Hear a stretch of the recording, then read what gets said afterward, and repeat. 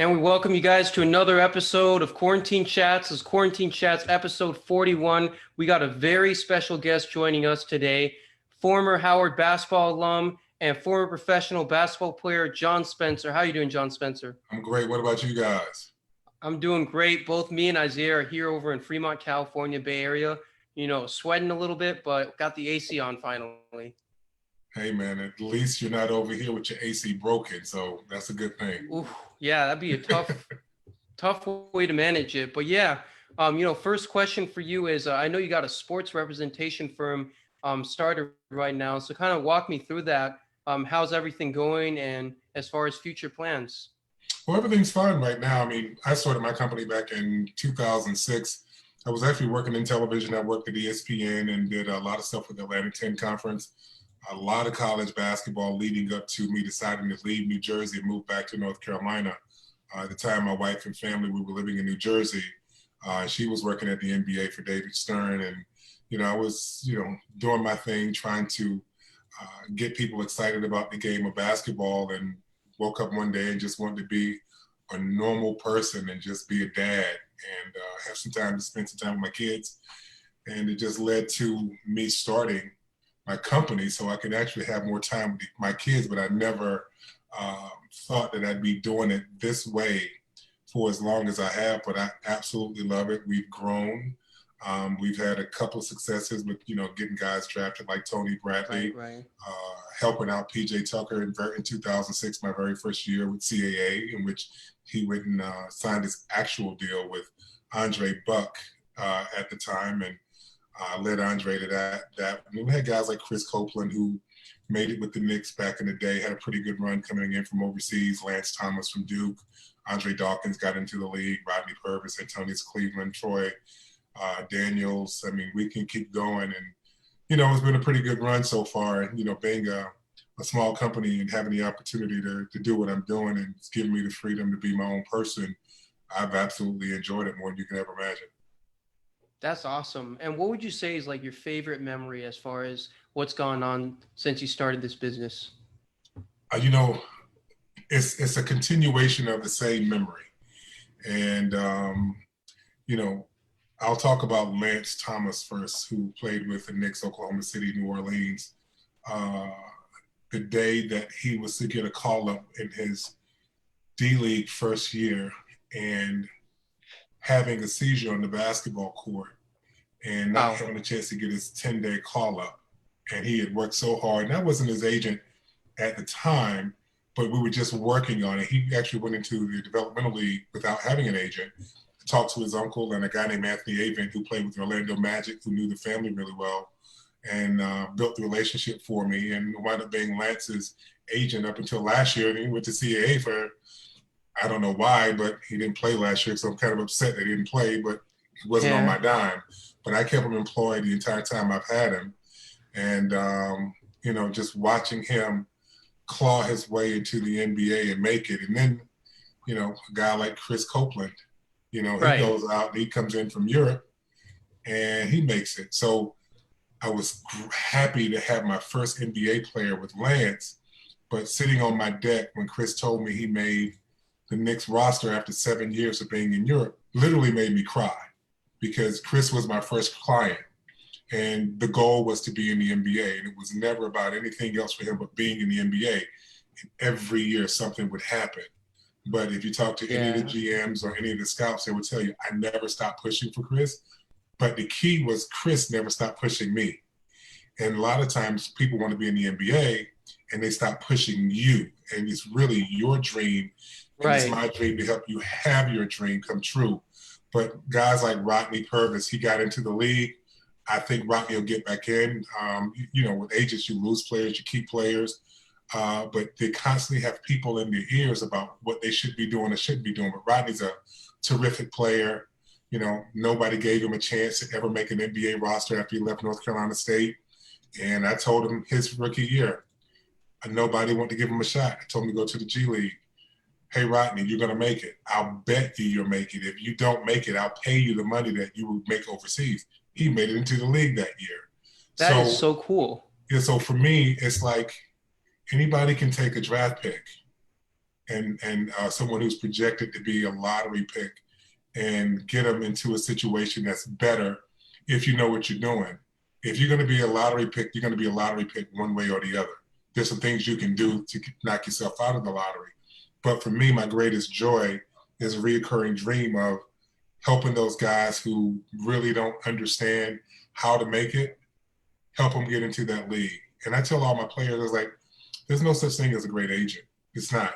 It's players who are great who make us look good. You know, because if I had Kobe, I'm the greatest agent since sliced bread, you know? But, you know, you go out and you think of a name like, you know, Donald Dixon. Like, who in the hell is Donald Dixon? So, and he can't play, and he's never played anywhere. And if I sent his video or some paperwork on him, they'll look at him and like, why are you sending me this? So when guys who really can play, who really wants to be in the league, when they do it, you know, it's a blessing. Chris Clemens, third all-time leading scorer in NCAA history from Campbell, didn't get drafted. But I told him from the beginning, even before he declared for the draft his junior year, I told Chris he was going to be in the NBA. I wasn't worried about it. I told his father the same thing. I think I have an eye for talent that's undiscovered and or under the radar, I should say, and help them understand the mental aspect of getting into that league. But I go back to the beginning of my statement. Lance Thomas can write a book on how to be an NBA player. Seriously, he's that hardworking, that dedicated, and that's really what it takes. And if a guy's going to work that hard to get into the NBA, I'm going to work harder than him because I don't want him to say, John Spencer dropped the ball. Right. And that makes a lot of sense. A lot of it seems like what you're saying is, you know, it's about wanting your dream. And, you know, you can only represent them so much, but it's the player that makes the opportunity in the first place, and they got to want it more. They got to actually want it. You can't want it for them. Absolutely. And, you know, I see it every day. I got guys who keep saying they want to play in the NBA. Some guys want to go out and chase chicks. You know, some want to go drink and get high. Some want to go out and spend money. But my message to anybody who wants to play at the next level, either it's a high level in Europe or in Asia or a high level in the NBA, you know, don't fall in love with the lifestyle. The lifestyle will get you shot and killed. But if you fall in love with the life is getting up every day, putting your shoes on, taking care of your body, working out, getting your body rest, doing recovery, and getting right back in the lab. That's hard work, but that's what life is. But the lifestyle is a reward from the hard work. And if you start putting the lifestyle in front of the hard work, you're going to fail every time. Yeah, and that makes so much sense. So you've obviously had, you know, experience with both college recruiting, being a Howard University basketball star and alumni, and then also playing in the NBA yourself overseas, and also helping these guys reach their professional goals. So what would you say is the main difference between, you know, getting the attention of a college recruiter and then getting the attention of an NBA or overseas scout? First of all, getting the attention of a college recruiter has more to do with what environment you put yourself in.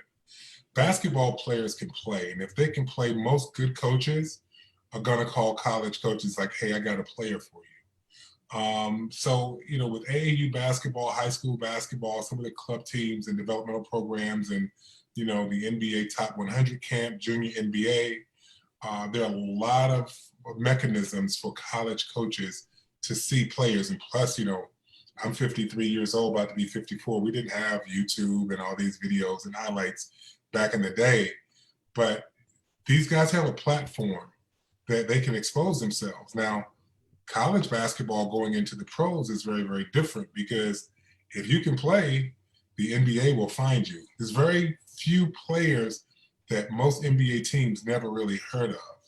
And so they do a great job scouting both here and internationally.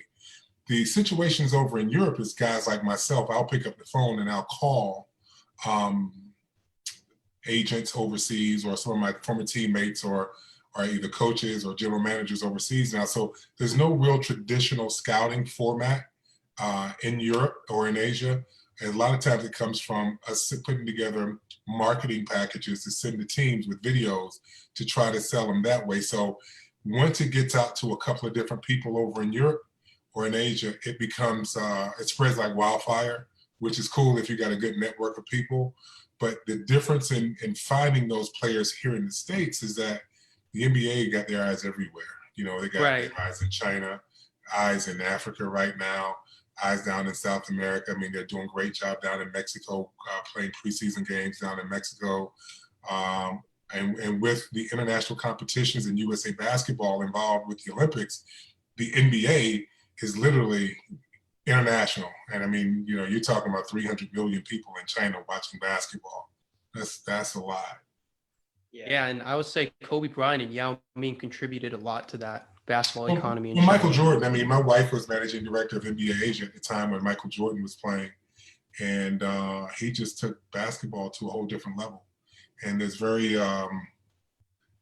few people that could have done that. And one of the things that I would say about Michael is that he and Kobe both transcended cultural barriers. I think he and Kobe both touched people's lives in a different way. Now, maybe, you know, people didn't have the access, but when they did have the access, Michael and Kobe made all of them feel extremely special. LeBron's carrying that torch right now. He's a pretty special basketball player, very, very unique. But there's something inherently different about Michael and Kobe in the way that they carry their, and I hate to use the term swag, but the way they carry themselves in a way whereas I know I have this sphere of energy around me, and it's good, and I'm just gonna use the hell out of it as much as I can. And if you would have gone into China back in 1996, everything was named Jordan. I don't care. Restaurants was named Jordan. Shoes that were fake was Jordan. Clothing stores were called Jordan. They had Jordan cars, bicycles. Everything was Jordan. That's never been done before.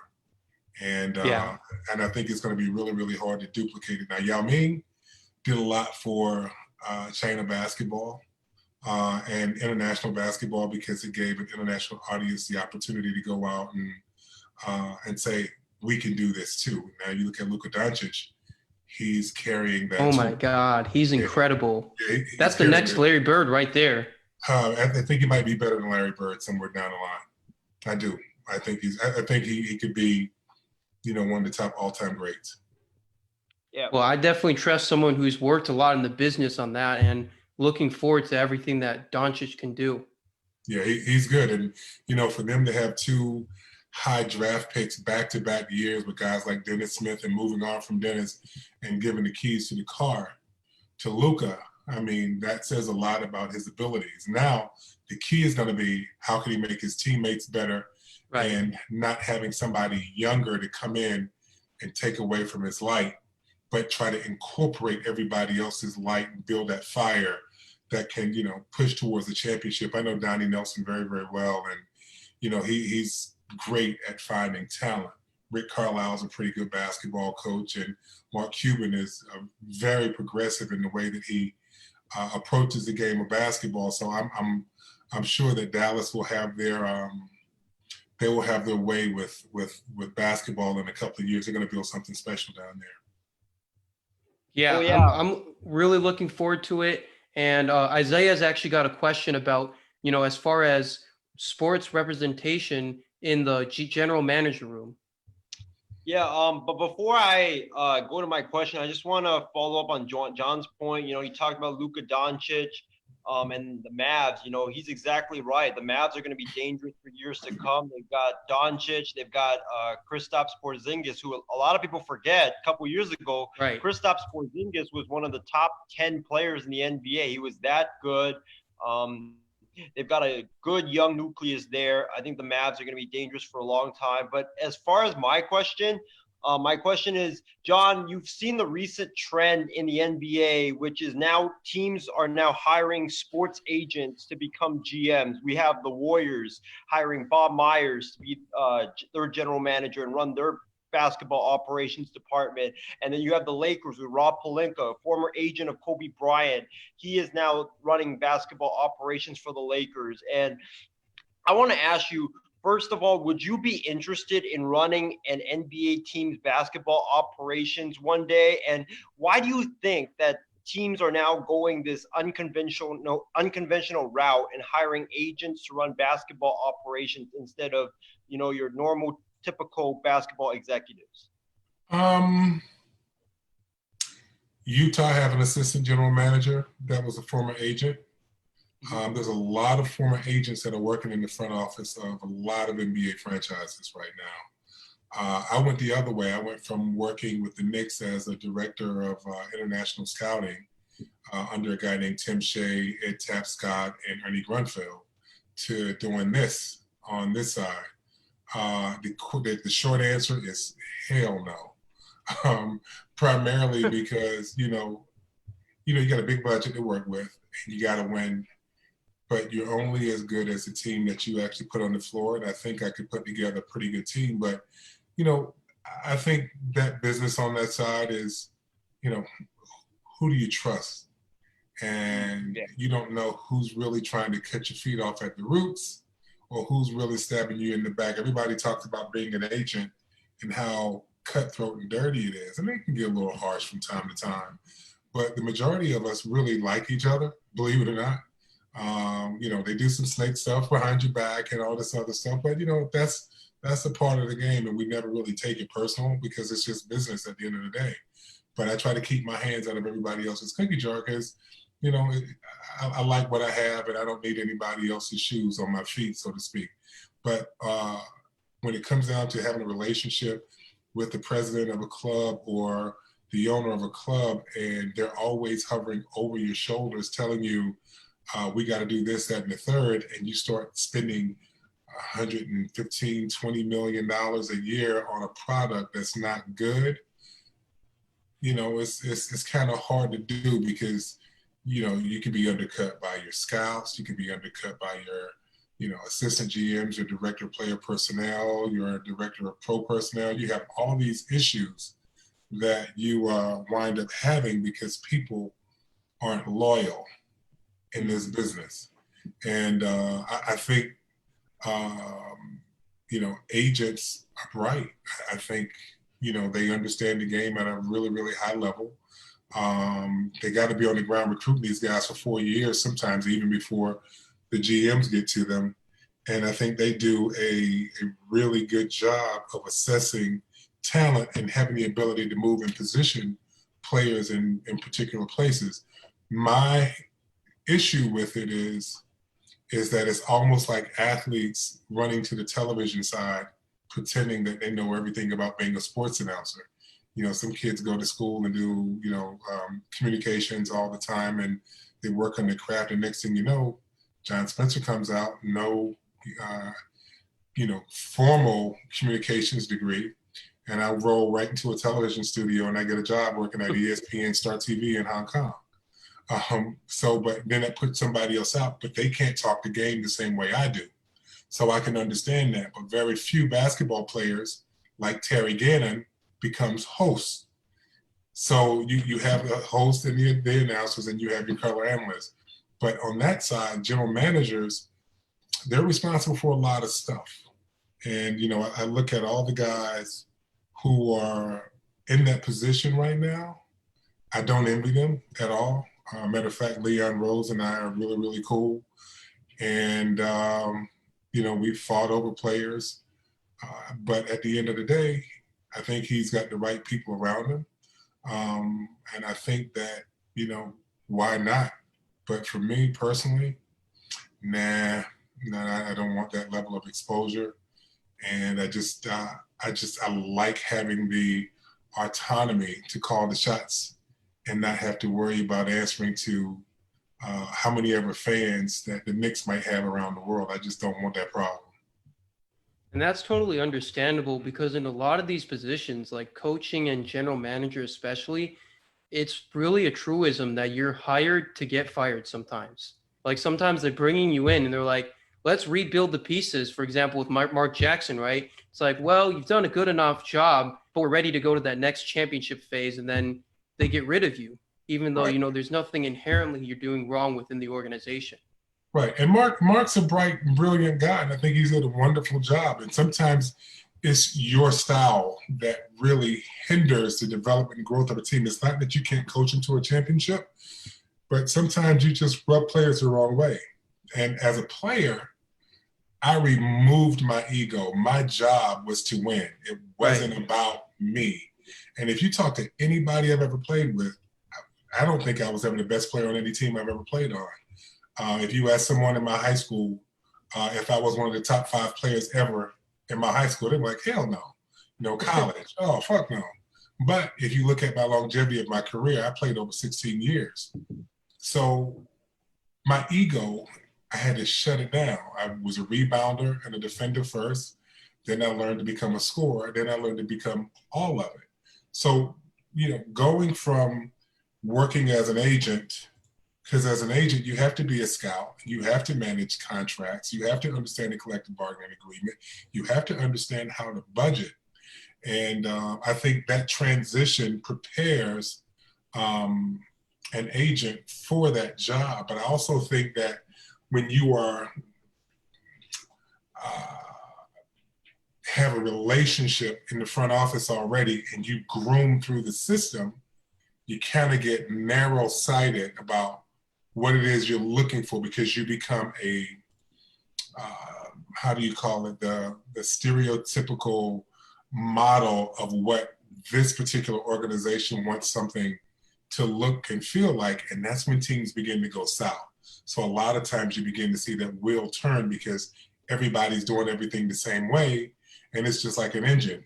If you don't change those spark plugs, if you don't change the oil, the engine's going to wind up cracking. And I think that's what you wind up seeing in a lot of places. So I think agents bring something a little bit different to the table. Yeah, and I totally agree with you. And, speaking of, developing your game and growing up with the game of basketball, I wanted to ask you, and I love to ask this to any former players, but growing up, what NBA players did you grow up idolizing? Wow. In high school, we had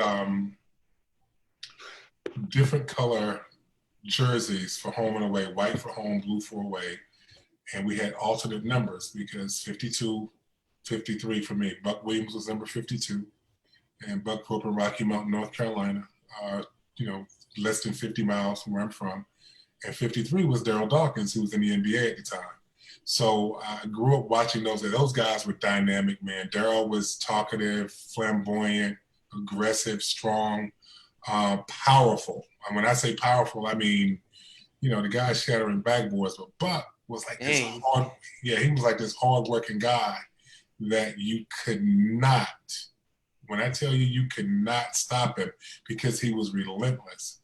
And so for me, I wanted to pattern my game after them. So loved Dr. J growing up, Pete Maravich, all the Pistol sexy, Pete, yes. Yes, I mean, I loved all those guys. I mean, but at the end of the day, I didn't even really want to play basketball. My brother made a $20 bet that I'd quit the varsity team before I ever even got past day one. I was a football player. And that's foul. Yeah, so hey, look, I made more money than he did. Just trust me. But, I played football growing up. And after my high school basketball coach, my sophomore year, he told my mom, hey, we don't want him playing football anymore. I could have been the best tight end in the country. And, but, that's a story that's long gone. But, at the end of the day, football was always my first love. And so I played basketball like a football player. So Daryl was aggressive. Buck was aggressive. But, we had a young man in our conference named Michael Jordan that I watched play growing up. And Michael was pretty damn good. And, they never beat us. They never won against a high school. And not when he was playing. I mean, they beat, his high school in recent years or whatever. But in Michael's time in Wilmington, could never beat us. Matter of fact, he had a teammate at UNC named Cecil Exum, who's Dante Exum's father, who actually wound up winning the state championship Michael's senior year. And Cecil went to Carolina. Michael went to Carolina. But, Michael becomes Michael, and Cecil goes to Australia and plays basketball, and his son's in the NBA now. So, never really cared about any other players other than those two guys, really. But Magic Johnson, Larry Bird made it kind of special. There's a really unique name that you guys may or may not remember that played in the NBA, but I fell in love with him and one of his teammates when they were in college. I think Duke played the University of Kentucky in the NCAA tournament back in the late 70s. There's a guy named Eugene Banks. Eugene Banks. Eugene Banks. He was out of Philadelphia, played his ass off. When I tell you, just hard-nosed, hard-working guy, couldn't stop him, relentless. Guys like that, Mike Jaminski, you know, big, tall, white dude that could just flat out play and had no problems putting elbows in your face. So I looked at guys like that who were really blue-collar workers who made the game a lot of fun. Yeah, and do you think, you know, the narrative of this game really being a lot tougher back then than now when you have the three-point shooting and you have a lot of the foul calls, do you think there's a lot of realism to that? I try to understand evolution more than anything. And so when you say it was tough back then, I mean, I got a couple of chipped teeth. Matumbo actually got me here in the summer league, man, back in Washington, D.C. at the Kenner League at Georgetown. Oh, God, hit me hard. Broken fingers, I mean, all types of stuff in the middle of a game. Fights, I mean, you're talking about real fights. I haven't seen a fight in the NBA in a long time. Yeah, it was tough. It was really, really tough. And I played that way when I was overseas as well, too. I was an antagonistic idiot. But it was more of a mental battle. But I would say that the game right now is extremely difficult as well, too, even though it's not as physical, because now you have to do all the things you have to do without impeding a person's movement or growth. Mm-hmm. So when someone wants to go to the basket, you really got to move your feet. Right. The problem is you can't put your hands on them, you can't guide them, you can't wedge them out with your elbows, you can't do anything. So now it's a lot tougher to guard and defend, which some people say it makes it easier for the offensive player, but with the way they're rotating in defense right now with the quickness and the ability, athleticism, and the agility, it's just a whole different game. So right. It's totally different, but I think the game is pretty hard right now. So it's just like a different game and different skill set, but, you know, not necessarily one way is easier or harder. Right. And if you ask me about football, I'm like, yo, this is some weak stuff right here. It's a whole different story because football is supposed to be aggressive. Basketball is supposed to be a non-contact sport. But I would say that basketball is forever changing. And one of the things that I can draw on that I thought was really, really interesting is that when NBA players who got cut from the NBA and they came to Europe, I would eat them alive. I would absolutely destroy them. I couldn't wait to get to them because they all had this NBA and the thing, and they would probably make a little bit more money than us, and they walked around like they had all this swag.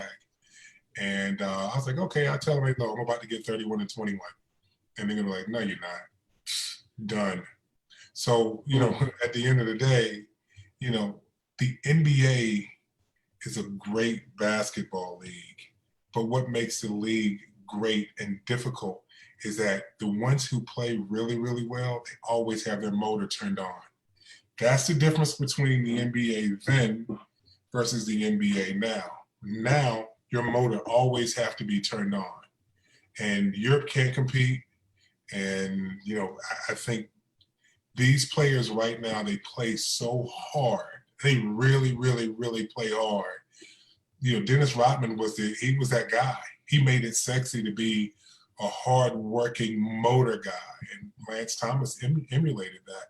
You look at Clint Capella, he's a motor guy. P.J. Tucker, motor guy. You know, Draymond Green, motor guy. Everybody needs that motor guy in order to win. So, you know, people don't see this, but Robert Horry is the all-time motor guy. You know, he was that dude, Charles Oakley, motor guy. So you need that in basketball, and right now, everybody has their motor turned on because they want to stay on the court. Yeah, it's tough. You got to fight for your place on the court for sure. Oh, absolutely. And you know, speaking of motor guys, Clint Capella, he was really the guy that gave the Warriors so much trouble. You talk about going to a Game 7 and possibly winning with Chris Paul and Harden. It was really Clint Capella that was that X factor in that 2018 conference final series. That was probably the most entertaining non-NBA final scene I've ever watched. Yeah, you know, That trade for me was kind of hard. I like Houston. I have very good relationships with the Rockets organization. A lot of them are personal. It's not just basketball. I've known quite a few of those guys for a really, really, really long time. And seeing Clint go for me was like, okay, I know you need more wing scoring and defending, right? Right. But what are you going to sacrifice in the playoffs when it's time to go out and defend? Because now big man basketball comes back in the playoffs. And you got to have that. So having PJ Tucker to go out and play that particular role is going to be really hard. But Rob Covington is an excellent pickup for them. So even though I'm going to personally miss Clint Capella, I'm going to enjoy watching Rob Covington play because he can not only defend, especially on the weak side, he gets his hands in the passing lane, gets his hands on a lot of loose balls, a lot of steals, extremely athletic, shoots the three very, very well, and he can rebound and push the ball up the court. And he's not afraid to take the shot. Okay, James Harden's here. Russell Westbrook's over here. I got the ball. I'm going to shoot it. He's not afraid to do that. So he makes it easier for them to play their game.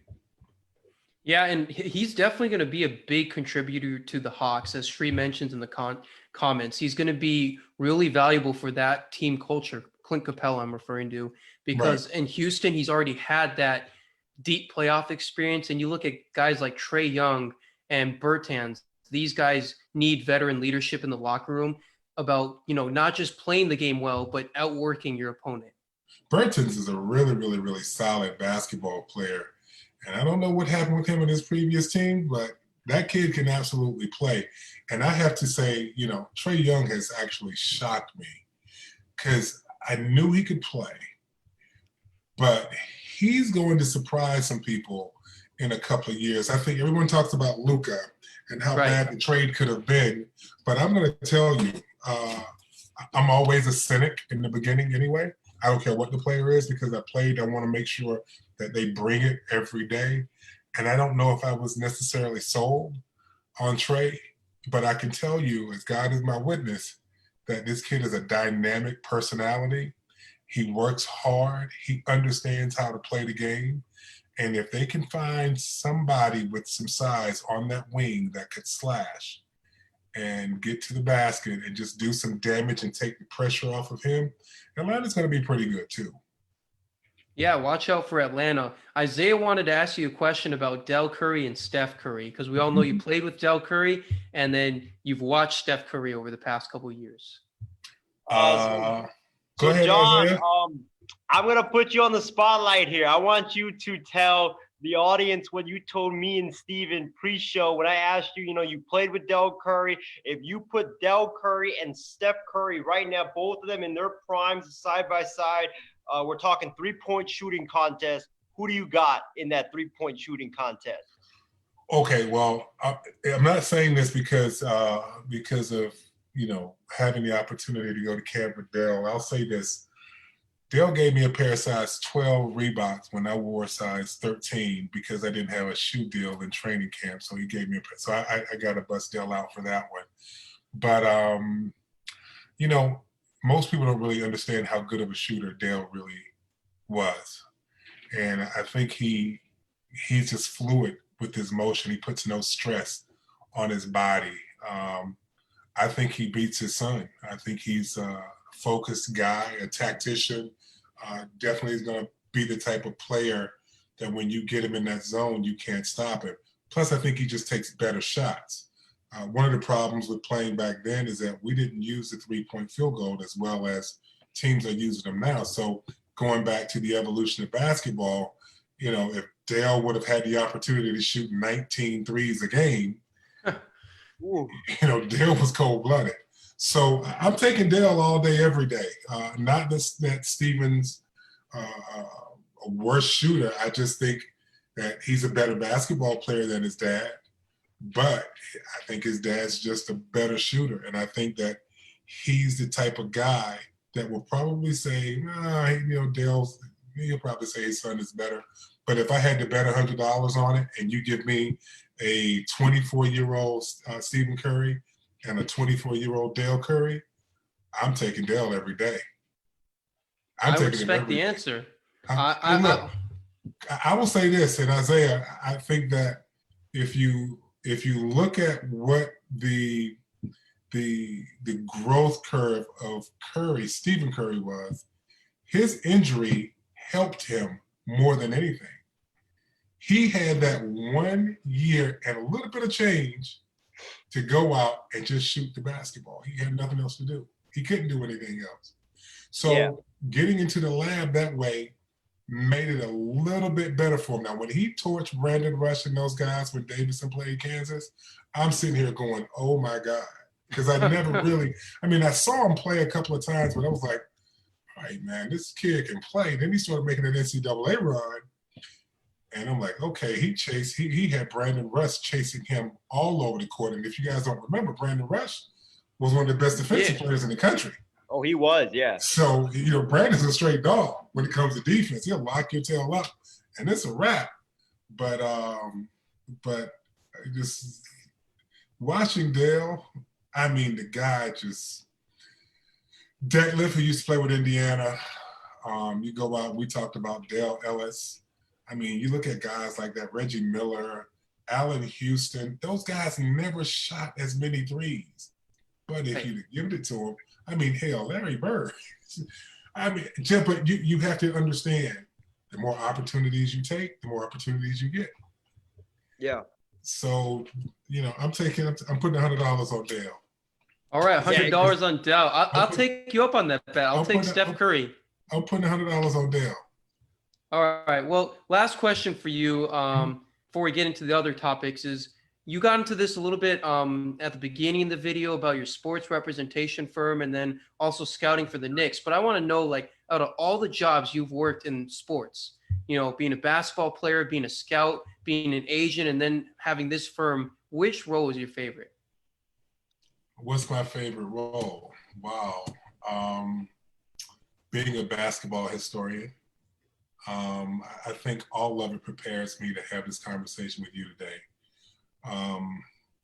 The problem with the NBA is that most players now don't watch as much basketball as we did. College players don't watch basketball. People don't know where in the hell Springfield, Massachusetts is. They don't understand that Fog Allen and that whole situation in Kansas was the epicenter for the growth of basketball. They don't understand that that's Dean Smith from Kansas to the University of North Carolina. They don't understand Wilt Chamberlain being there. They don't understand that it was a Canadian. They don't understand that there's over 100 years of basketball history in China. They don't understand that the NBA started in 1946. They don't understand the foundation that the game is built on. So when I got cut from Charlotte and I went overseas for the first time, I had a couple of opportunities to come back with 10-day contracts. And at the time, if you left Europe, you were no longer considered an amateur basketball player. Even though we were making money, they had what they call an ABA USA card, and that card gave you amateur status. If I would have left and gone to one of those teams that were interested, and I got cut after 10 days, I could not have gone back to Europe for a whole year. So if I left on December 12th and I got cut on December 25th, there's no way in God's world I would have ever gotten back to Europe until the fall. So I would have had to stay at home or play in the American CBA at the time, and they were taking buses every place, and they weren't making any money. So I was like, damn, I'm making this kind of money, and I go over for it. It's not worth my time. So having that ABA USA card meant that basketball, you were an amateur. And I literally want to live in Europe and Asia because of the culture and being able to go back and look at historical artifacts and, architecture and say, wow, basketball is providing me with another education. And, I was cursing you guys out in Chinese before the show started. Yeah, right? yeah. You were bringing up all the Chinese legends. Yao Ming, Wang Zizi. Loved it, man. So for me, it helps me build an opportunity to be a basketball anthologist. So just the totality of everything gave me what I've always wanted, which is the opportunity to be able to talk about a multitude of subject matter. Didn't matter if it was basketball and sports, basketball and politics, or how quirky some, players' habits were. It's just, so I think all of them gives me the opportunity to just be able to have this conversation. So I don't think there's one better than the other. I love being on the microphone in front of fans doing stand-ups and, doing promos and all this other stuff. And my first job at ESPN International, when I came back to the States, they didn't even have live telecasts of NBA games back in the early 2000s over at ESPN. So they used to take their telecasts from the States and broadcast them back to Europe and in Asia. And myself, Mark Brown, John Paul Della Camera, Tate George, we do booth work and we do voiceovers over top of the live NBA feed and send it back to Asia or send it back to China. And so for me, the evolution of ESPN now getting live stuff, I'm a part of that. So everything that you and I both do is like making history in sports. But that history has afforded me the opportunity to speak several different languages and meet a gazillion people. So I can go down the list from playing against Vlade Divac to Johan Petrovic to Oscar Schmidt to watching Sasha Danilovic to, oh God, we could just keep going on and on and on and on and on. Even Dennis Schrader from Germany as an agent, I had a player from University of West Virginia named Western University named Casey Mitchell who played with Schroeder over in Germany. So I get a phone call from Wes Wilcox like, hey, I know you've been over there. You saw Dennis play. What do you think? I'm an agent, but I'm giving him intel on a player that he has yet to see that one of my players is playing with. So, even Killian Hayes, who's coming over now, his dad, Deron Hayes, knowing him since, you know what I'm saying? So Tony Parker's dad. So you get a chance to meet a lot of people and grow your network at the same time. And now you become a part of a fraternity that will never die. And if you go into one of my discussions one day, we had, Michael Graham, Derek Gervin, which is George Gervin's brother. We talk about guys like Roland Gray, Chris Childs. I mean, we can just keep going on and on and on. And so that relationship aspect of the game is the most important role that we serve. We serve as ambassadors to the world. Yeah, I mean, that's amazing. All the basketball history, all the world history, and then like you said, the fraternity brotherhood network that you join in basketball. As fans in China would say, 很好. Very good, very good. So let's get into a little bit of, today's basketball topics. Isaiah and I wanted to talk a little bit about the New York Knicks, seeing as, you've scouted for them before, and now they're thinking about bringing Tom Thibodeau in. What are your initial thoughts on that? I'll get ready to have some discipline and a cultural change, and excellent basketball mind, excellent coach, strategic, hard worker. I think, bringing Tibbs in, he's a former New York Knick as well, too. I mean, I think he's been on the bench with the Knicks before. He's just that dude, man. And, he had a little bit of a problem in Minnesota, had too much power. Anytime you get that kind of power and you're coaching, you have to do all things. See what happens with Doc Rivers. Doc had it. They brought it back in. So now Doc's doing a great job. It's kind of hard to try to process contracts and player attitudes at the same time because now there's no buffer. So having this buffer with Leon and Scott, I think is going to be great. And then they just hired Walt Perrin over from the Utah Jazz to come in and work. Walt Perrin is one of the greatest basketball minds in the business. He's been with Utah forever. But if they are all on the same accord and having a guy who's a disciplinarian who's not afraid to call out a player, I personally like that type of style. I know he'll drive you through the wall. And if they can't deal with it, they'll ship him out of there. And so I think that he will go out and attract better ball players. Guys like Dennis Smith will shape up or ship out, so to speak. Mitchell Robinson, who I had for about 35, 40 days, it was just, his situation was just kind of crazy and erratic. And he's had about 9 agents in 2 years. If they can get Mitchell to expand, and I know he's expanding his game. I know personally that he's expanding his game.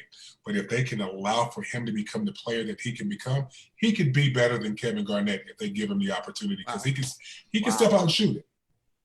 He can really step out and play. And I need to take that back. He can't be better than Kevin Garnett, because Kevin Garnett got something up here that ain't nobody else I've ever seen have. So I apologize. So let me take that back. I'll walk that one back really quick. He can be as good as Kevin Garnett. Okay. If he develops his mindset to become tougher in the way that he approaches the game, and he becomes more mature as a player. I'm trying to figure out what's going on with Alonzo Trier more so than anything, because the guy can get buckets all day, every day, and they definitely could have used him. You know, they got guys on the team like Reggie Bullock, who, you know, what's going to be his role, you know, next year. So you got to figure out the role players. You're looking at Julius Randle, monster of a basketball player. I mean, you just can't ask for anything more out of a talent. He's just been shopped around because he just can't find a home. I hope this is the place that he can call home. And the guy that I think can be a much better basketball player, and this is what I tell, you know, some of the players that I actually try to recruit, sometimes it's not your agent. Sometimes it is your agent, but sometimes it's not your skill. Sometimes it's your mouthpiece. It's who's talking for you and who's talking to you. Because at the end of the day, if you got all the talent in the world and you're underperforming, it's you at the end of the day. And he's really super duper talented. And I just expect more. I didn't expect for him to come in and blow everybody away. I just know there's a lot of talent in him. And I think that he can turn the corner. He's one of the guys I truly believe he can turn the corner. You take a look at Frank.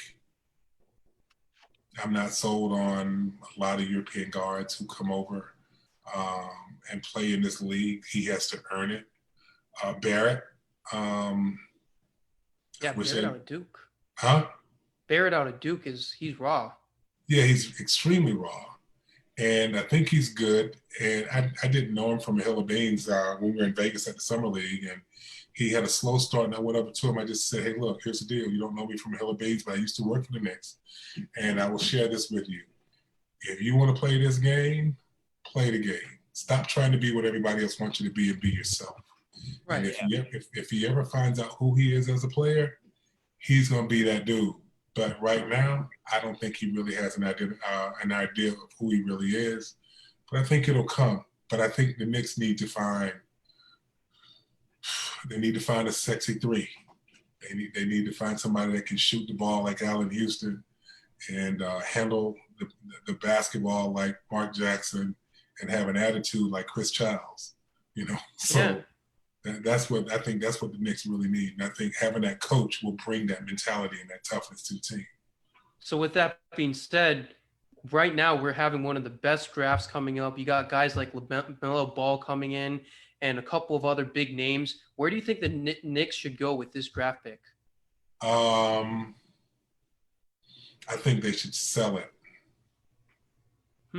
I think they should find a way to position themselves with a really cool free agent right now, or sign and trade and bring somebody in that can get this stuff started right away. The draft picks, they look good on paper, and it's nice to build through the draft. They look really, really good. But they've tried that year after year after year after year after year after year. And I've never been a fan of just taking a lot of young talent and just and trying to build around that young talent. Now, you mentioned LaMelo Ball. I think he's an absolute dog. Oh, me too, man. Me too. Huh? This guy loves LaMelo Ball. He thinks LaMelo Ball is like the savior of the Warriors. Hey, I tell you, he might be. The guy's good. And I wasn't a hater on his brother. I just didn't like his jumper because I'm a mechanics guy. I like form and I can't deal with it. But he can play, and he's super duper athletic. But his brother LaMelo, he's got something a little bit different in his game. Now, he would bring nothing but straight hype to New York. And I think that if they can get rid of all those other guys that they got and bring in some veterans around him that are guards that are pretty good, I think I take a chance on him, but not unless I got an agreement with some other team that's going to give me somebody that can help groom him. I like some guy. I wish the Knicks could go get Patrick Beverly and have LaMelo Ball. I and would play love with somebody. that. Patrick Beverly. That's who I think he is the perfect example of what a teammate should be, because he's going to put you in check. He's going to run the system where you want to run it, and he's going to play you 94-50, and he brings it. I think having him and a guy like LaMelo that they can kind of bounce things off of one another would be really, really good. Now Isaiah's right. LaMelo in Golden State would be a problem. Yeah. And he'd have an amazing mentor in Steph Curry as well. Yeah. And Golden State has to make some kind of a move because all those guys are getting old. And, injuries happen. And I think that that's one of the things that really they need to really be cognizant of is that, they're going to go after players that are unproven right now. But the Knicks, on the other hand, who cares if injuries happen to the Knicks because they got nothing to play with. They got nothing to play with. Exactly. Yeah. So, but like I said, I think Leon understands the game. And I think he's a good dude. I think he's the type of person that the players can actually have a real relationship with. And anytime you can have a real relationship with management and you can be truthful with your team, I think that builds trust. And I don't think there's a lot of trust in New York right now. And trust is the key to having anything to go the right way. It doesn't matter if you're married or if you have a girlfriend, or even if your car, you got to trust your car can get you from point A to point B. If not, you don't want to drive the car. So yeah. I think that the Knicks, from a draft standpoint, I think they should take somebody that can really flat out score and handle and set everybody else up at the same time. They need that. And somebody that's not afraid to step up and do whatever. Barrett and LaMelo at the same time, it pushes Barrett back over to the 2, where he could really be more effective, I think. I don't think he's a 1, not at all. But if you look at everybody else, they got pieces. They have a lot of good pieces. They just need to be able to get rid of some stuff that doesn't make any sense. It's like putting too much salt in your spaghetti. The shit doesn't taste good. Right. Too much of anything is definitely a problem. Right. And you mentioned like bringing in a veteran presence to really stabilize the team, get them winning right now. Because, while the picks look good, you got to get someone in there to really help out the culture and help these players to winning. But like just as you mentioned that sometimes you can have coaches who have too much power, like Tom Thibodeau in Minnesota and then Doc Rivers for the first couple of years on the LA Clippers. How can you prevent that kind of power trip that Minnesota also had with a player like Jimmy Butler? Because they shopped their top draft pick and they got their superstar or star player in Butler to come in, but then he came into the Wolves and he just really had too much input on the team and forced the young guys to kind of lose motivation on that game. We have this saying that punks jump up to get shot down. And what I mean by that is that if you are a basketball player and you really want to win, if you got a guy that's going to help lead you to where you need to be, figure it out. And Jimmy wanted to win. And I met him a couple of times when he was younger. I met him at the PIT in Portsmouth, actually. Really, really great guy. I don't think he's really that difficult of a person to get along with. But then again, I'm not there intimately either, so I really don't know. So, but what I will say is that I've often had this conversation with some of my friends who are general managers, presidents, scouts, and I have the misfortune of actually seeing basketball from both sides. And so I understand both sides of the coin. Players, I thought, always had too much power after Michael Jordan. I think Michael did not use his influence as much as he could have. But I think if you go back and look at guys like Magic and Larry Bird, they kind of worked with the team to get certain things done. And they had a lot of power, at the same time, because Magic and Larry Bird, they are the epitome of putting the league on good ground. So I would use those two guys. They had a lot of power that they wielded, but they had strong organizations already. You're talking about the Buss family and, oh my God, and Jerry West with Magic. It's like, who's going to tell Jerry West what to do? Yeah. And if you look at Boston and the history of the Celtics, you're talking about Red Auerbach. And then their system has been put in place forever. Danny Ainge and those guys are doing a great job of following that same tradition of, having their team led by who's supposed to lead the team. Players can come, players can go, but they're not going to let people dictate their business. And they've always had great teams. So LA, they started having some ego trips and some power trips and, power struggles, and you see them suffer a little bit. But let's talk about the Golden State Warriors when you talk about that. Let's just talk about egos. You got Draymond Green. He's nothing without Steph and Clay. Well, Clay ain't really that much without Draymond and Steph, and they all need each other. You see what I'm saying? Interdependency. Right. And so for me, it's not that they're not great basketball players, because they are, but they are a unit. And no one's trying to take somebody else's shine. They're not running up to the office and calling Bob and be like, yo, you need to call Mr. Lacob and tell him I need to have X, Y, Z. Or, I think that's one of the potential problems that could have been there with the ego of Kevin Durant. So LeBron can get away with it because he's LeBron. But guess what? In Cleveland, they was like, nope, you're not running this.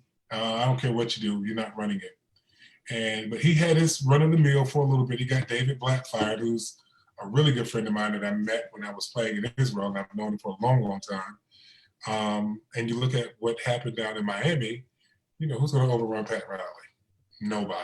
Nobody. So, exactly. So there is a sense of excellence that comes in with a team that has a good organizational structure from the top all the way down. You go to LA, it was kind of a shambles with Magic and Rob Pelinka running it at the same time.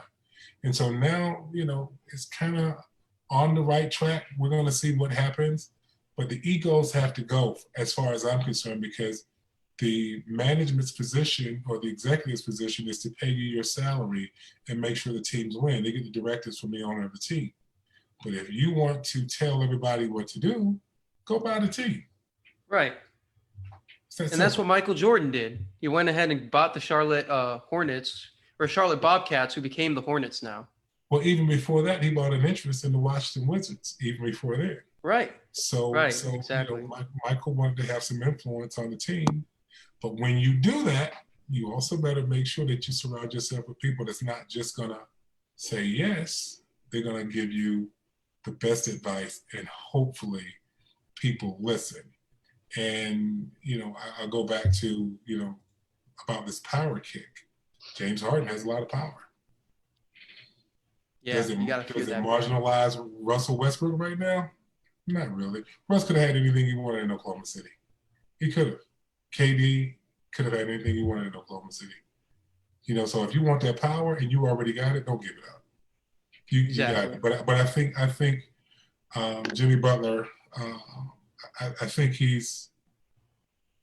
wants to win really, really badly. I think he really wants a championship. And until he wins one, he'll never have the power that he wants. But he's in the right spot because he's with a great franchise.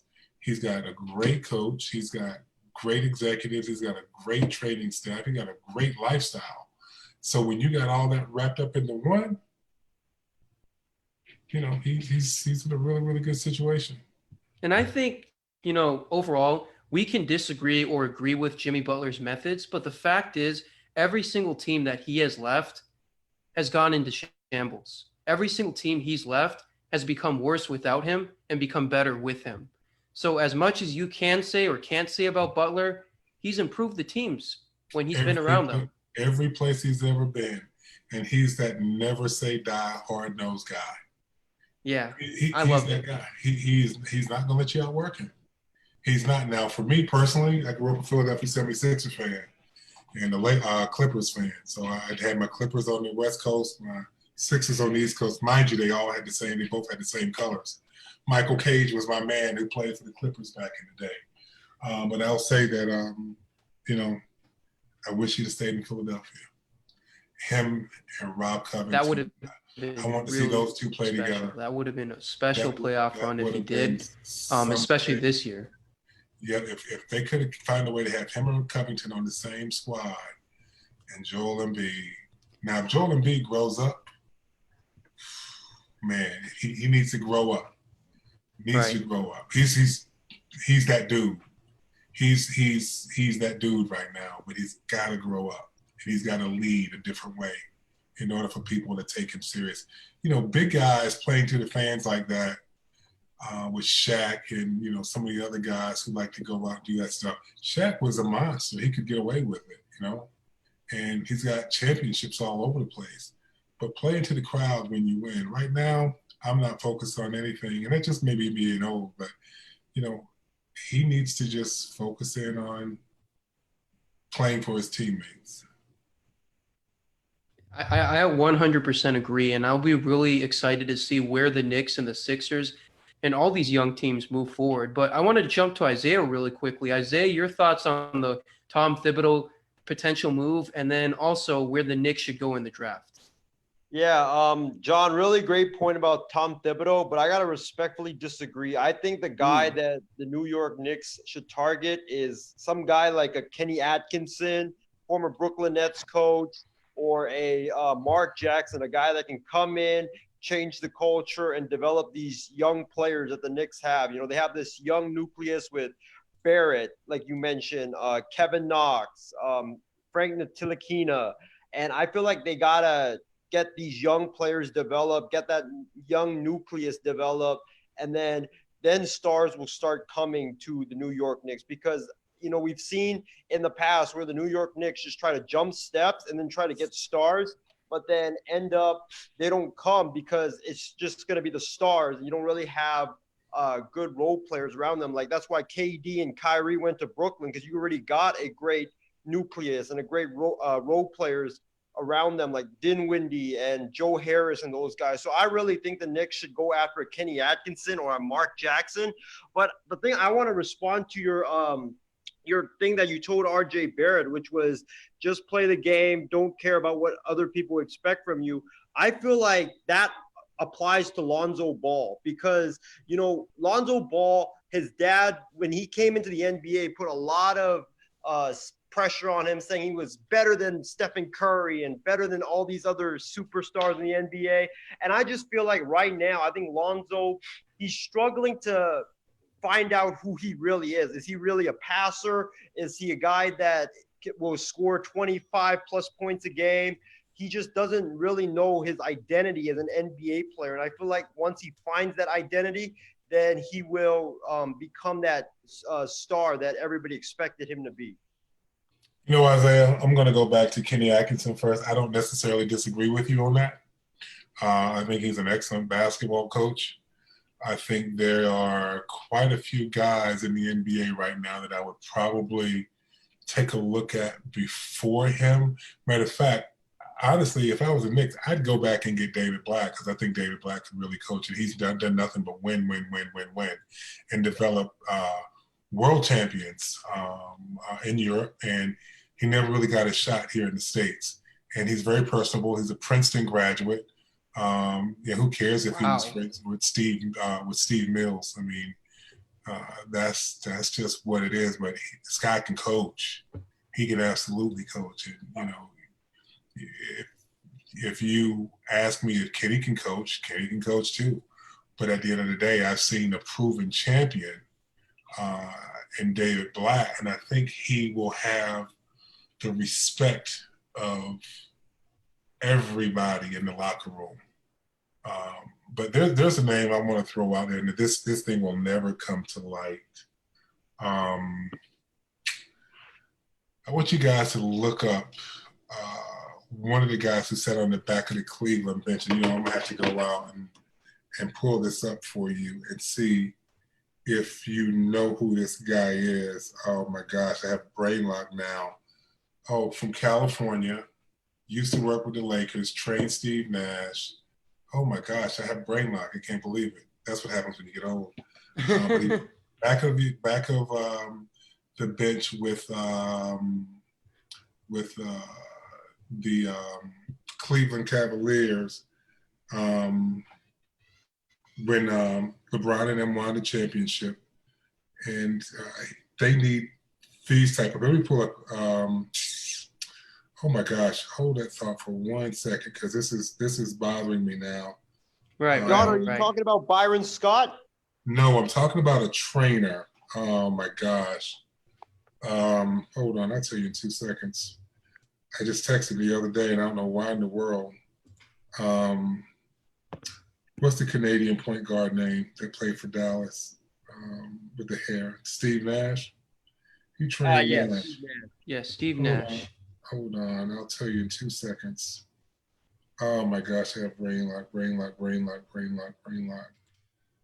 We'll get back to it. But what I'm saying is that you got to have guys on the bench that can actually get the best out of players that they respect in the locker room.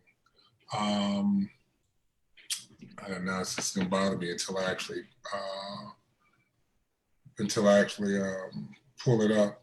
But when you have guys that can do things in the locker room that some players and some coaches can't do, then it becomes a real problem in your locker room. So sometimes the head coach is not really the most important element of a team. I think your assistant coaches and your player development guys are huge because they get a chance to walk into the gym on days where the coaches are having meetings, putting up scouting reports, and saying, "Hey, this is what I need you to work on, and this is the attitude I need to have you to have, and working on it. And I know you don't want to hear this right now, but if you want to stick around in this league, this is how you do it. If we want to win, this is what we need to do." So you need to be able to sit down, have that person's ear, and make sure that they do the things that they're supposed to be doing. And without that buffer, it becomes really, really hard. So having Thibodeau as a coach, or Kenny as a coach, or anybody else as a coach is all well and good. But at the end of the day, you have to have that respect in the locker room and on the training facilities to make sure that players are being pros all the time. Yeah, John, one name I really want to throw at you is Mark Jackson. You know, Stephen A. Smith on First Take, he keeps advocating for Mark Jackson. Do you think Mark Jackson would be a good fit for this New York Knicks squad right now? I'm going to ask you the same question first. You go ahead, you answer the question. Yeah, I think he would be a good fit because in Golden State, he took over a young team with young Steph Curry, young Klay Thompson, and those guys, really changed the culture, really taught them how to play defense. And I really think the New York Knicks need a guy that can build a culture, install some discipline into it. And I think that, you know, like Stephen A. Smith says on First Take, I think that Mark Jackson will be a guy that New Yorkers could trust. They will listen to him since he played for the Knicks. He is from New York. So that's why I think Mark Jackson would be a good fit. When was the last time Mark Jackson coached a basketball team? Back in 2012 to 2013, 2013 to 2014. That was the last time with the Golden State Warriors. It's 2021 right now? 2020. No, it's going to be 2021 by the time next season comes, the end of next season, right? Oh, yeah. End of next season, Okay. yep. So I will say this. I have nothing against Mark Jackson being a coach. Doc Rivers sat away from the bench for a long time before he became a head basketball coach. There are some things in Mark Jackson's relationship with players that evidently doesn't go over great with his coaching style versus players buying into his coaching style. So at the end of the day, I don't think that that Mark would be a great fit for a team because his coaching style would piss some people off. No, And that's yeah. just the bottom line, huh? And that's just me being honest, because at the end of the day, it doesn't really matter. I'm trying to pull up the guy's freaking name, driving me up the wall. It doesn't really matter what everyone else keeps saying about Mark, because the game is changing. And you need to find someone who's been inside of the game, who's been changing with the game. And Stephen A is a hype man. I'm just being honest with you. I mean, at the end of the day, he's one of those guys that actually loves to go out and scream and yell about things that make sense, don't make sense at the same time. So I'm going to go out and say, no, I'm not. I'm not saying that he's not a good coach. I think he would be an excellent coach. I said, but at the end of the day, there's a cultural gap between the kids who are playing basketball right now and guys who are Mark's age. I'll give you an example. Coach winds up leaving University of Michigan, comes into the Cleveland Cavaliers, just came off a great season, gets hired. He's done halfway in the middle of the season. Yeah. I don't think it was his ability or his lack of ability to coach. I think it had to do with his lack of understanding of the cultural difference of the NBA money now versus college kids making no money and the egos that go into it. Now, when you're a former basketball player and a coach and you're coming in and you haven't been in that environment that way and you don't understand the egos that are going on, are you going to clash with a guy like Mitchell Robinson or Julius Randle? And Julius is a pretty good kid from what I understand. I don't know him personally, but I think that, personalities are just different. I mean, I got two daughters, one, 15, the other one 18. And the stuff that I used to go out and get cursed out for, I can barely say it nowadays because you start getting those egos and attitudes. So I can imagine a 17-year-old kid who's the number one pick in the draft comes out and then all of a sudden, oh gosh, who do you think you are? I got 16 million YouTube followers, Instagram followers. I don't care about you, Mark Jackson. I'm going to make money anyway. I'm an influencer and you're not. And what I'm going to do is I'm going to influence people to get you fired. So players, like you said, have a lot of power.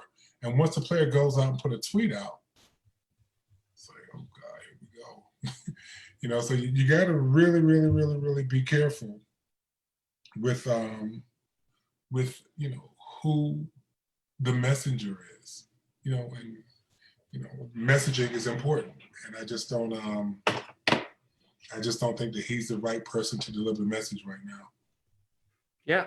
So speaking of, the NBA, the season is actually going to be resuming soon. They're going to make the official announcement tomorrow, but it's expected that the NBA Finals will wrap up in early to mid-October, and we'll have the season starting around August or September. So, my question to you is, we have all these big games coming up, and, especially this will be really relevant for someone like you, John, or someone like me and Isaiah, who are big football fans. How will, the NBA compete with all these big games coming up right during playoff season for the NBA? You got the Bucks and Bears, you got LSU, Florida, Michigan State, classic rivalry there. Biggest thing is you've got MLB postseason, college football, and NFL all to compete with. How will NBA kind of get itself out there in the market in this kind of sports economy? I think it's just a great time to be a sports fan. You got all the stuff that you need wrapped up into one. So you go on, you talking about, LSU football, Auburn football. I'm watching, college football, but different time slots for everything. Very few NFL and NBA games are played at the time slots that most of these college football games are being played. And they have their own distinct built-in fans anyway. So those people who really enjoy the NBA, they're going to watch. It's going to take a little bit of love to get them back.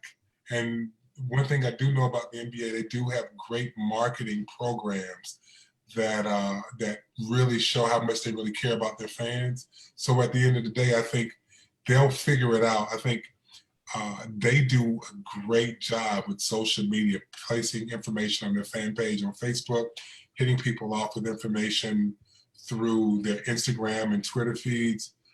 Their players are extremely engaged with how the teams and how the league market the game. So you'll get spots from everybody from James Harden to Steph Curry.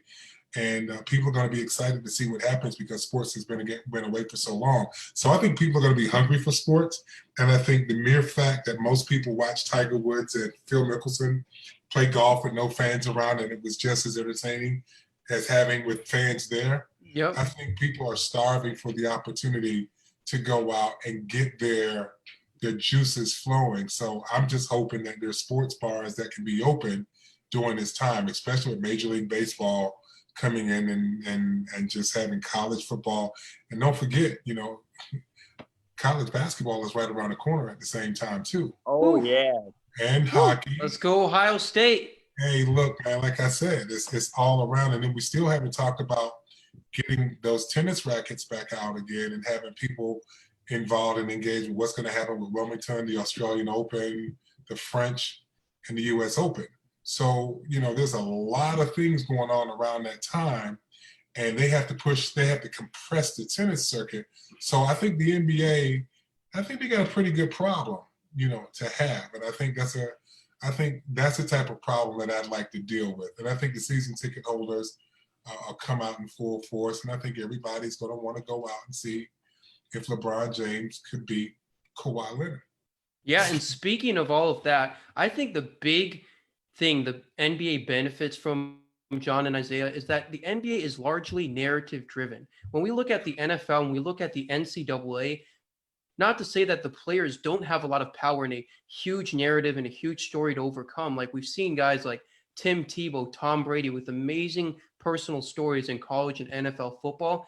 But the Right. NBA, more than any other sport, is driven almost like a movie. Like you got your super villains like Kevin Durant in Golden State last season and a couple seasons before. And then you have people who are trying to rise to the top, chase the ghost of MJ and LeBron.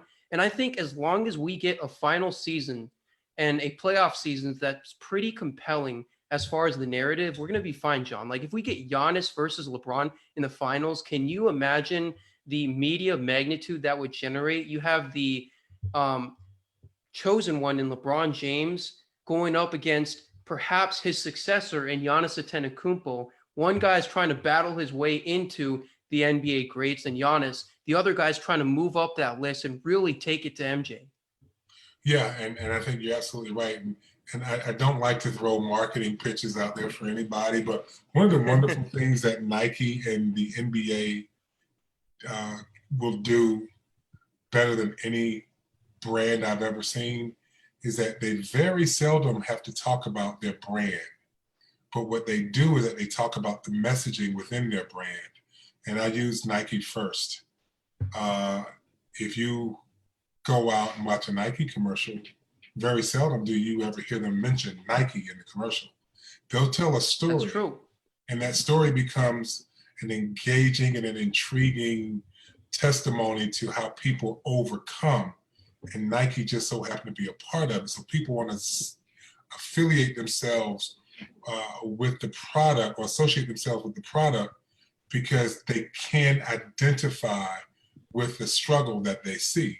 Apple Watch or Apple phone, iPhone, they just go out and just post a whole bunch of sexy images online and they scroll through this thing really fast, really sexy, really quick. The messaging is like boom, boom, boom, boom, boom. It's there. The NBA is a lot the same way. Oh, you just said it, Giannis versus, the Greek freak. I mean, Giannis versus Joel Embiid, or Jason Tatum versus Kawhi, or Kyrie's back. You don't have to say watch the NBA after that because all these guys now, they have first name recognition, and they can go out and market the league without ever mentioning the NBA. So there's a structure that's been set in place for a long time to make the game its core product and not the label of the brand. And I think that, David Stern, God bless the soul, Adam Silver, Mark Tatum, all those guys, they've had this messaging going on and it works. So they got some of the best and bright basketball minds in the game. I think the teams are extremely talented in the way they position their image in the streets, on social media, on the radio. It doesn't matter. But you have something that football can't compete with from time to time. And I'll tell you what that is. That's a game every night. Yeah. A game every night. I mean, I'm not talking about college football, I'm talking about NFL, Monday, Sunday, Thursday, and that's fine. But the NBA, it's just a little bit different demon. Yeah, no doubt. Isaiah, you had a question about, moving into the NBA season specifically, these players haven't had as much time to prepare. So, Isaiah, ask your question about the dark horse underdogs. Yeah, so John, I asked Mark Medina, who came on our show last week, about how he thinks if with this long layoff that all the NBA teams have experienced, with this long layoff, would a dark horse team like the Celtics or the Rockets or even the 76ers, could they potentially upset the favorites like the Lakers, the Clippers, and the Bucks and win the NBA championship? What do you think? Do you think like we could see a team that people aren't really looking at right now that could upset either the Lakers, the Clippers, or Bucks because of this long layoff? Who's the oldest team out of the top 16 contenders? Who has the oldest average age? Because those are the ones who are going to suffer the most, in my opinion. I'm going to guess the Los Angeles Lakers. Okay, yeah, I so think it's the Lakers as well. Yeah, so you look at the body and not having played in a while, and now extending this season because players are finding a way to work out if they got a home or someplace. Now they're putting all that poundage and pressure on their bodies, and now we're going to start the season in October. I mean, in September or August or whatever, and we go through October to finish the playoffs. They're really putting over a year of pounding on their body because nobody's just sitting at home. So all these players are finding a way to work out and do something. So now you still got all that stress on your body. Ooh. You still got that. So at the end of the day, who's going to stay healthy? Everybody might be healthy right now, but I'm telling you, sitting at home for 18 hours, 19 hours, 20 hours a day as an older guy, and your body's stiffening up and all these things happen, and when you get back on the court, you start moving all over again, there's wear and tear. But then you put that other 2.5 hours, 3 hours of pounding on your body, then you add it. You have the ultimate dichotomy. You got one side of the body stiff and don't want to move. You got the other side where's the body saying, hey, I'm moving. And then you got to finish the league at the same time. But the mental wear and tear of sitting down and trying to figure out what the next step is going to be one of those things that's going to disrupt a team, because somebody's going to say, okay, well, if we're playing through October, well, damn, when does the regular season start for next year? So they start projecting all the other images of the future. And, they're going to be worried about if the NBA is going to change the CBA or stay with what they already have. A lot of things come into play mentally, not just physically. But if I just had to talk about the physical aspect of the game, the dark horse, I mean, Miami. Ooh, Jimmy Butler. I look at Miami.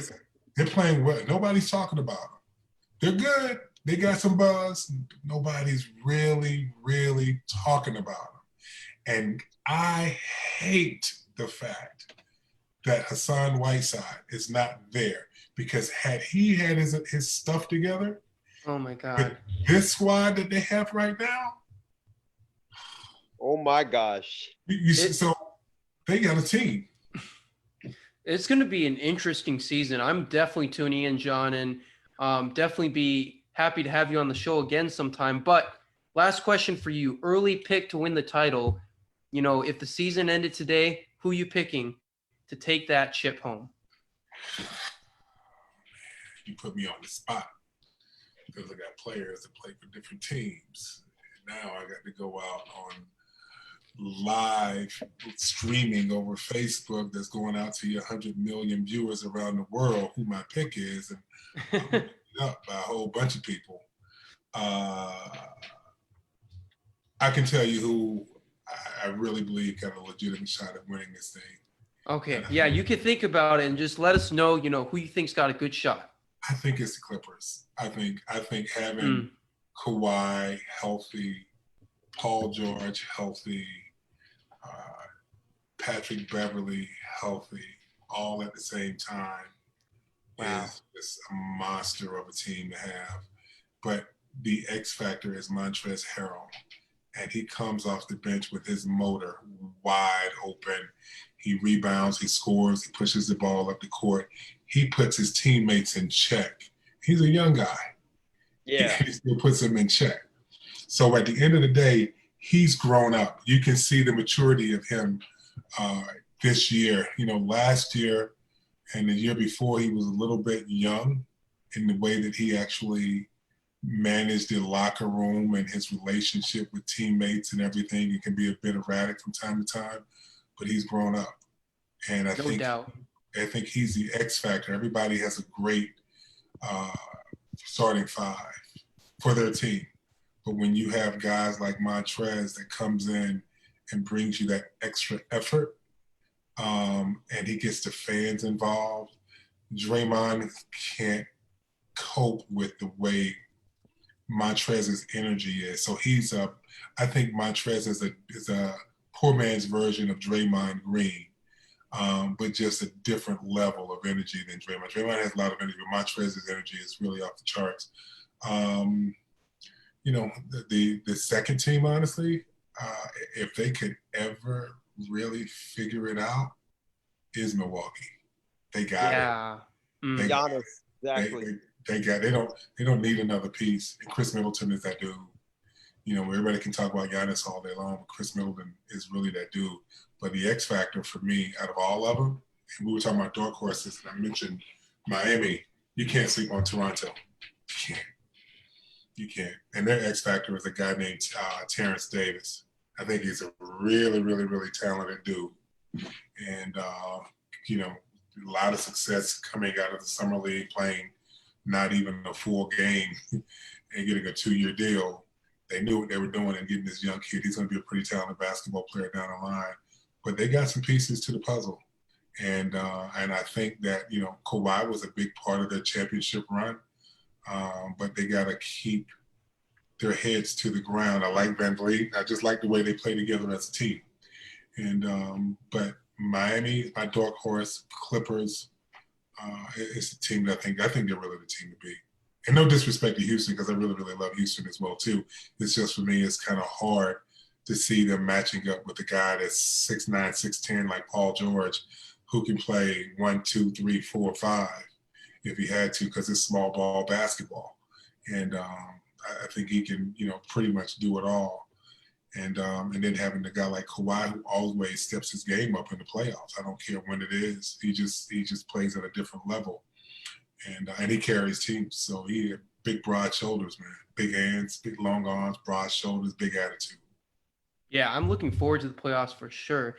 And both Isaiah and I got the Lakers winning it, but I wouldn't mind seeing a Kawhi Giannis rematch in the finals. That Come would on, be why, something to hold see. on, hold on. Why the Lakers? I just see they Well, got the best player in the world in LeBron James. He can do everything from scoring to distributing the ball. He's got the playoff and finals pedigree. This guy's been in the finals so many times. And then you look at Anthony Davis, the tandem of LeBron and Anthony Davis. That's amazing. So the rumor is that Anthony Davis may be leaving next year. Okay, you talk Whoa. about LeBron being the best player in the world. Why can't he keep quality people around him if he's the best player in the world? And number two, he's probably one of the worst defenders as a superstar that I've ever seen. He's lazy on defense. He doesn't get back in transition. He will not help on the weak side, and he shoots free throws like this. He's the person that chokes at the end of every game. And he does a really, really poor job executing in clutch time at the free throw line.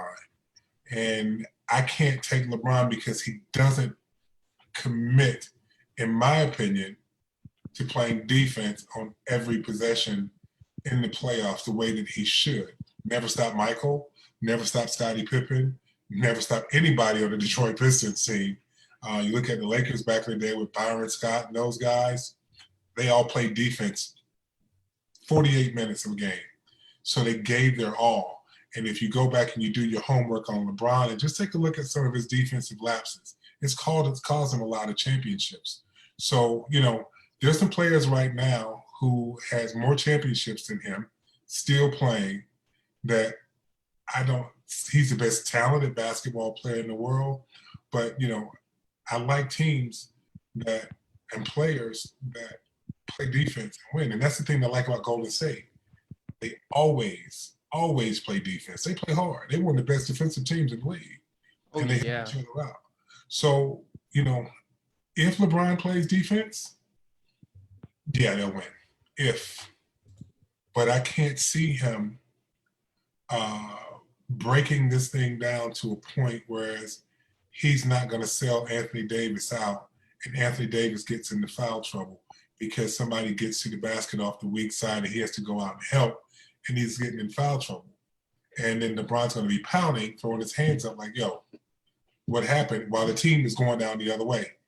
Somebody misses a foul, LeBron's pouting.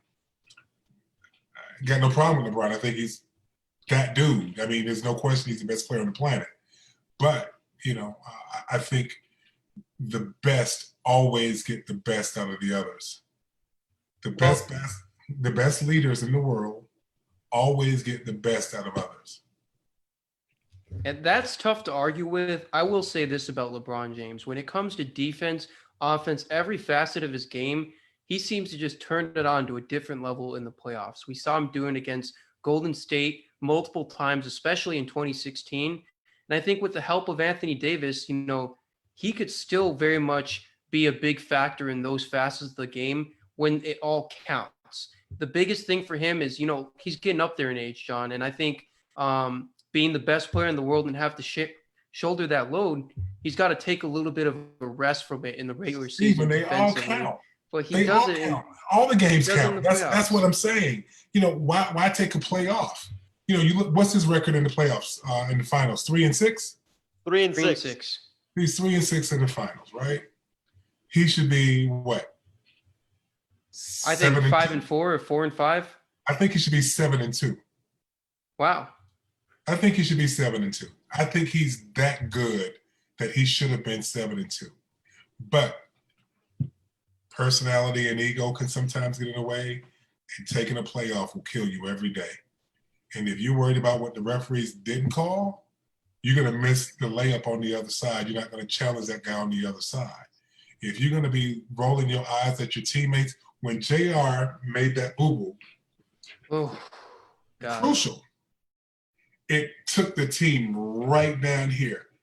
That's when leaders step up and say, hey, look, I know you screwed up. We're going to get past this. We're absolutely going to get past it. If he would have stayed in Cleveland, I think he'd have won more championships. I honestly, because look, Kevin Love's a ball player. I'm taking him all day, every day. Tristan Thompson did his job. I ain't mad. Hey, Kyrie, let's figure out a way to work together. You can't be divider in chief and be the best player. It's impossible. Too many people have decided to move away from him as a ball player. Now, is he the best basketball player on the planet? Yeah. So why does Kyrie want his own team? I have no idea. But he played as well as any playmaker could have played when they won that championship. And without Kyrie, Kyrie really put it down. Scottie Pippen wasn't scoring 30 points with Michael Jordan when Mike was winning MVPs. Not by any means. 0. So LeBron scoring 30, Kyrie scoring 30. Kevin Love scoring 20. So at the end of the day, you're looking at 50-plus points that Michael Jordan never had out of 2 players, right? So you look at LeBron. Kyrie leaves, and there's nothing else. So what does he do? He ain't got his ace boom coon on the other side to help him do whatever he needs to do. So without that dynamic playmaker doing this, doing that, LeBron got the ball in his hand way too much to win the championship. And that's fair. I'll still go with the Lakers, and if I have to, die on that hill, I will go ahead and die on that hill. Isaiah's got one final question before we let you go, John. Let's do it, Zay. Hey, John, so you said earlier in the show, you played football. Football was your top sport before you converted to basketball. You played tight end. I want to ask you about the NFL. One question. Who wins the Super Bowl next season? Do the Chiefs repeat? Do my San Francisco 49ers go back to the Super Bowl and finally win it? Is Tom Brady, and his new Buccaneers team, are they winning it? What's your thoughts on the Super Bowl? We're making John pick all the title winners. You're speaking my language right now. I think, and I love Kansas City, I think they got really, really lucky in the Super Bowl. I think, Brady and Tell him, John. They just got shut down. I mean, and I'm just saying, they did everything that they had to do to come back in the second half and be that team that needed to win a Super Bowl. They earned it, but they got lucky because shit just fell apart with the other squad. But the San Francisco 49ers, when I tell you, they have a squad. They got something to build off of right now. And I think if I had to put my money on it, I'm going back San Francisco, Kansas City in the finals, in the Super Bowl. Those are my two. You're speaking my language, John. That's my team right there, the 49ers. What do you think, Steven? Who's in the You know what? I'm gonna go with my guy, the Russell Wilson and the Seattle Seahawks against Lamar Jackson, the Baltimore Ravens, and I got the Ravens pulling that one out. I think Lamar finally gets that playoff monkey off his back. So you know that my nephew plays for the Seattle Seahawks. Ooh. Well, tell him he's going to the Super Bowl, and we're gonna go, watch him in Seattle over there. Well, we're supposed to meet in a couple of days. His name is Jaron Reed. Played at Alabama, won a national championship with Alabama, and he's a really, really, really talented football player. And I gave him the craps because they didn't get to the Super Bowl this year. I gave my friends from New England the craps because they didn't get to the Super Bowl. My friends from San Francisco, I gave them the craps because they didn't win the Super Bowl. They choked. And, man, you had dirt on all of them. Hey, look, my Kansas City guys, I took Kansas City from day one. So I'm going to say that both of them are going back. And I think San Francisco comes back and get them. I do. Wow. I do. I think Kansas City comes back. I'm not Kansas City, but the 49ers, I'm sorry. 49ers comes back and win it. And I think only because no one never really knew exactly what to expect going into that environment. I think they got a pretty decent defensive backfield. They got a decent running game now, good quarterback, and I think they actually like each other a lot. And I think they feel they're going to come back with a vengeance because they feel like they left some food on the table and they're still hungry. And so I think that's going to be a driving factor. I hope I'm wrong, and I hope the Washington Redskins find a way to get to the playoffs, but I know it's not happening. You guys are building a culture in DC, though. You guys got a good coach, got a good, I turned in my fan card about 4 or 5 years ago with the Redskins, man. I just can't. I really can't. I even rooted for Dallas against the Redskins. We're so bad. Oh, man. But football is my love. I did the AFC playoffs for ESPN a couple of years too. And so I had a chance to work as a color analyst doing that. And I did some sideline reporting. So for me, that was really, really cool. That was almost a dream come true. I never really wanted to do television, but when I got involved, it was great. And just like I said, basketball has become a history book for me. And, I posted a picture the other day on my Facebook page of Larry Brown, one of the old running backs for the Redskins, and it just took me back to, the great days of the Hogs and, John Briggins and Joe Theismann, Billy Kilman, all the great guys. So football is it. So I'm going to take both Joe Montana's teams. Wow. There we go. Joe Montana wins either way. But, I want to say, thank you so much for coming on the show, John. Isaiah certainly loves the Super Bowl pick. I'd love to see it too. A Bay Area team going back to it, seeing that kind of drama. And then if they can win it, that'd be amazing. But, I want to thank you so much for coming on. It's been amazing having you as a guest, someone who's had, experience in all facets of the game. It's always a pleasure to talk to you. And, let us know when you want to come on again, and if Jerron Reed wants to come on. I can get Jaron on. I'll have a conversation with him and let him know. If you send me your information by phone, I'll send you his information. I'll get him on for you. Won't be a problem at all. Oh, that would be amazing, John. That would be amazing. And I'll absolutely get him on for you. Then maybe I get my guy Chris Clemens to come on for you as well too, and let you know what he thinks about his rookie. Wow, really appreciate all that help. Yeah, so we'll do that. We'll help you get that done. Yeah, man. Hey, John. Yeah, like Steven said earlier, thanks for coming on. We got to bring you back to talk some football. About college football, NFL. That'd be amazing. Let's do it. I can't wait, man. Thank you guys for having me. And I'm going to say some prayers for you, Steven. So if Seattle wins, I win too, because my nephew's on the team and I'll be there. So we won't have any problems with that. But I wish they would have kept Jimmy Graham. That would have made it even better. I think they needed that big tight end. Ooh. They should have kept him. So, but that's a story for another day. But have me back anytime. I really appreciate you guys. You guys are beautiful people. And thank you. You too. If there's anything I can do, let me know. Yeah, guys, thank you all for tuning in, watching John Spencer and us have this fantastic conversation, this fantastic interview. Be sure to like us, follow us on Twitter, Facebook, YouTube, Instagram, and, follow John Spencer on Twitter and Facebook as well. Thank you, my man. All right, we'll leave you guys with some Blinding Lights.